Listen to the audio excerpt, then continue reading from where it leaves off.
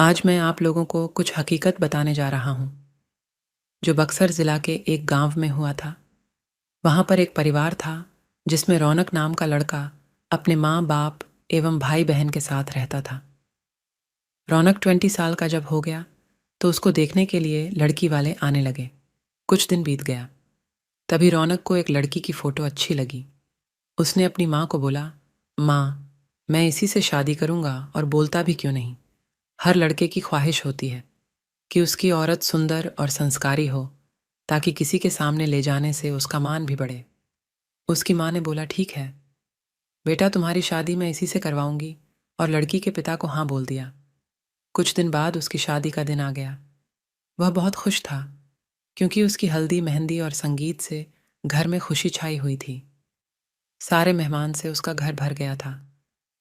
वह मन ही मन सोच रहा था कि मैं अपनी औरत को बाहर घुमाने ले जाऊंगा और दोस्तों के साथ खूब बातें भी करूंगा कि देखो, मेरी औरत लाखों में एक है।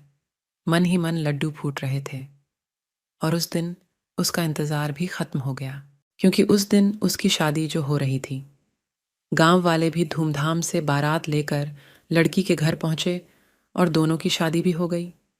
जब सुबह विदाई हुई तो उस समय लड़की को डोली में अकेले ही ससुराल लाया जाता था। चार कहार डोली को उठाते उठाते थक गए थे। वह बेचारे सोचे कि कहीं पेड़ दिखा तो डोली उसके नीचे रख देंगे, तो थोड़ी देर आराम करके फिर आगे बढ़ेंगे, और आम का पेड़ तभी दिख गया। वह लोग डोली को रखकर पानी पीने लगे और बोले कि बहू, अगर आपको भी प्यास लगी हो तो पानी पी लो। बहू ने कुछ नहीं बोला और चारों की थोड़ी सी आंख लग गई। तभी उस पेड़ की चुड़ैल नीचे उतरी और दुल्हन को मारकर उसके अंदर आ गई और डोली में बैठ गई, क्योंकि दोपहर का समय था। थोड़ी देर बाद वह अपने ससुराल आ गई। लोग चार होने के बाद जब रात हुई तो रौनक अपने कमरे में गया। जब वह अपने बिस्तर पर बैठकर दुल्हन से बातें कर रहा था, तभी उसे जोर से प्यास लगी। उसने कहा, मैं पानी पीकर आता हूँ। दुल्हन ने बोला, आप बैठो, मैं पानी दे रही हूँ। इतना कहकर उसने अपना हाथ लंबा करके कुएं से पानी निकालकर उसको दे दिया। इतना देखते ही रौनक जमीन पर भद्द से गिर गया और बेहोश हो गया। थोड़ी देर बाद जब उसे होश आया तो उसने अपने सामने घूंघट में छुपी चुड़ैल को देख लिया और भागने की कोशिश करने लगा।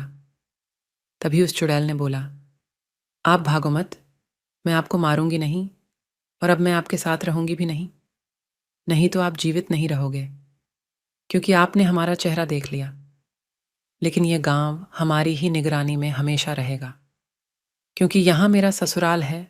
और मैं आपको एक बात बताती हूँ जो आप अपने गांव वालों को बता देना, कि जिस घर का चूल्हा उत्तर दिशा में होगा वह सब अपने घर का चूल्हा दक्षिण दिशा में कर लो, तो उनके घर में हमेशा बरकत बनी रहेगी। इतना कहकर वह गायब हो गई। शास्त्रों के हिसाब से माना जाता है कि दक्षिण में अक्सर भूत प्रेत निवास करते हैं, लेकिन ऐसा करने से आज भी उस गांव में कभी भूखमरी या फिर कोई बीमारी जल्दी नहीं आती। वहां पर सब हंसी खुशी रहते हैं। वीडियो पसंद आए तो वीडियो को लाइक करें और चैनल को सब्सक्राइब करें। धन्यवाद।